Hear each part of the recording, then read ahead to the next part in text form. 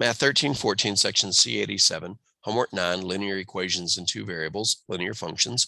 Video 4, slope-intercept form, questions 13 through 16. Many of you have heard of slope-intercept form before, so let me remind you what it is. The slope-intercept form of the equation of a line. I need to learn to type.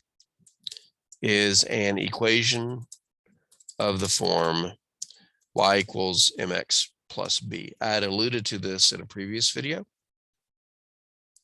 Is an equation of the form y equals mx plus b. The value of m is the slope of the line, and the value of b is the y-coordinate of the y-intercept. A lot of people just say it's the y-intercept. Technically, an intercept is a point on a graph, so it has an x and a y, but being a y-intercept, its x is always going to equal 0. In other words, the y-intercept is the point 0, comma b. Now that b might be negative, but that's okay. Let's put some clarity here. Put a period here, and we'll do a line break there. All right, so it's a very compact and useful equation of a line because it contains a lot of information. So for example, let's say I asked you, here's the equation of a line, y equals negative 2/3 x plus 7. Then I know a lot of things about this line's graph already. I know its slope and its y-intercept. I know the slope is equal to negative 2/3, and the negative can go in front or it can go on top or bottom. When I have a negative slope, I like to think of the negative as being on top, and I'll show you why in a second. The y-intercept would be 0, comma 7. So what good is this information besides just saying it's the slope and the y-intercept? Because with this piece of information, you can graph a line almost instantly, as long as your slope is the ratio of two whole numbers, positive or negative. So what do I mean by that? Well, what I mean is the y-intercept tells you that your graph is going to go through the point 0, comma 7. So I already know that my graph is going to go through that point. That's the y-intercept. But as far as the slope goes, if you remember, slope is rise over run. Think of it as a set of instructions on how to get from one point to another. We're going to rise -2 and run 3. Now, I personally always do the run first, but you can do the rise first if you want to. A rise of -2 means that from the point I start at, I'm going to go down 2. So 1, 2.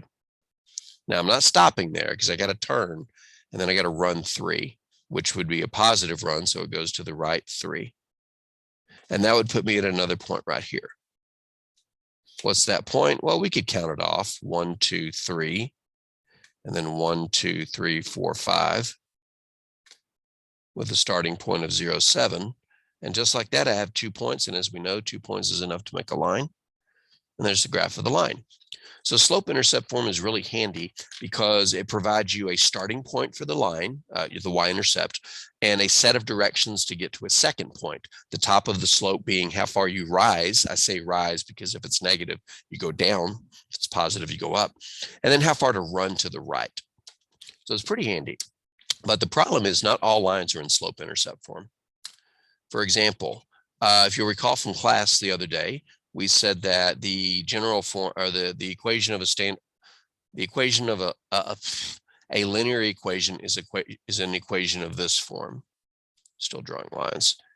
Ax plus by plus c is equal to 0, where a, b, and c can be any numbers. So I could give you an equation that is of that form, and it is not in slope-intercept form.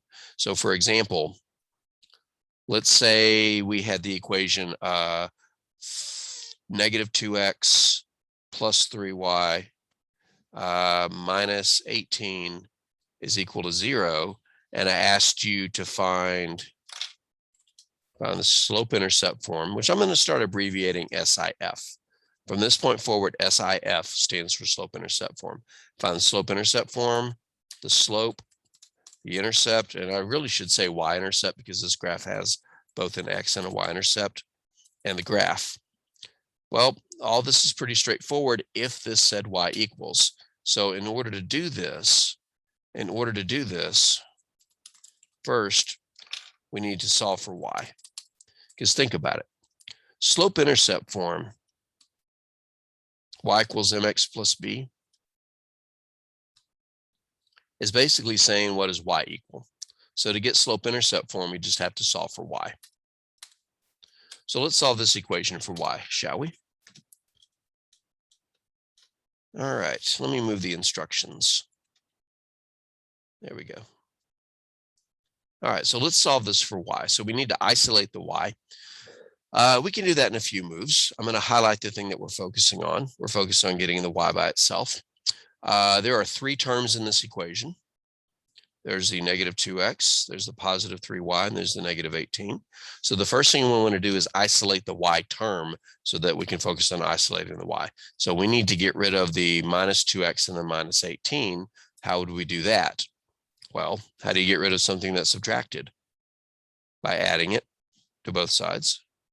So we're going to add 2x to both sides, add 18 to both sides, which will cancel the terms around the y term, leaving a positive 3y. Don't need to write the plus anymore.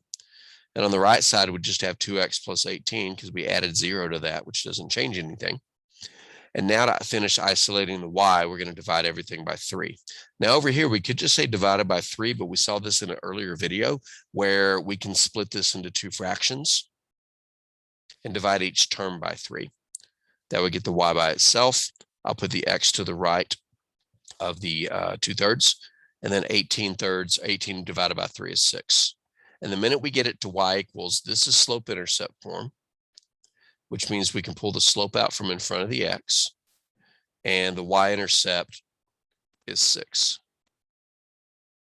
I want to warn you that the slope is not in front of the x unless the equation says y equals.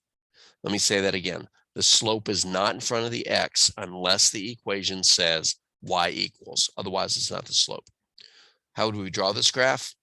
Well, same way we drew the other one. We would start at a y-intercept of 6, because that's what our y-intercept was. Our slope was 2/3. So we think of that as a set of instructions, rise over run. And then from the from the y-intercept where we started, we're going to run 3. We'll do the run first this time. So 1, 2, 3. And then we're going to rise 2. So we need to go up 2, which will put us at a new point. We can find the coordinates pretty easily. This is 0, 7. The coordinates here are over 3. We were up 7. We went up 2 more, so now we're up 9. And then drawing the line is just a matter of doing that. Okay, so I missed the graph. So I missed the points. Not a problem. All right, so we're going to take a real quick look at the homework to see if there's any other issues that need to be addressed. I'm not going to work every single problem. Write the equation in slope-intercept form, determine the slope and y-intercept graph. Did all that. Same thing. Just be careful solving for y. This one's a little bit different. Can you tell why it's different? Well, I can solve for y, but there's no x's. So if I solve this for y, it's going to end up saying y equals 1. So that's a horizontal line with a slope of 0, a y-intercept of 1. And then, in fact, let me just put all this in to see what it's going to want for the equation. I bet it's going to want just y equals 1. And again, you're going to get y equals a number because there's no x. Let's just check that real quick. That is technically considered slope-intercept form because the m is 0, and being a horizontal line is just going to go through a y-intercept of 1. All right, but let's take a look at the rest of them and see if there's any other issues. If we get one that says x equals, we don't. Oh no, fractions. We've handled fractions before. You need to learn to deal with it. And 17 is the next type of problem. All right, so we're good there.